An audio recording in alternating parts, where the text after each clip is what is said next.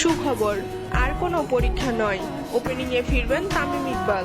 লিটনকে দিয়ে আর কোনো পরীক্ষা না নেওয়াই ভালো, অবশেষে তা বুঝতে পেরেছেন বিসিবি সভাপতি নাজমুল হোসেন পাপন। পরের ম্যাচেই দলে ফিরতে পারে তামিম ইকবাল। টানা 2 সিরিজ ধরে ব্যাট হাতে ব্যর্থ লিটন দাস। তার অবস্থা এখন এতটাই খারাপ যে জিম্বাবুয়ের মতো দল পেয়েও তিনি ভালো করতে পারছেন না। শ্রীলঙ্কা সিরিজে ব্যর্থতার পরও লিটনের উপর ভরসা রেখেছিলেন পাপন। তবে লিটন যে এবার আর ফিরবে না, তিনি তা দেরিতে হলেও বুঝতে পেরেছেন। তাই তো লিটনকে এবার বিশ্রামে পাঠাচ্ছেন টিম ম্যানেজমেন্ট। জানা যায় আজ ম্যাচ শেষে লিটনের সাথে কথা বলেছেন পাপন। সেই সময় তাকে বিশ্রামের কথাও জানিয়ে দিয়েছে ম্যানেজমেন্ট।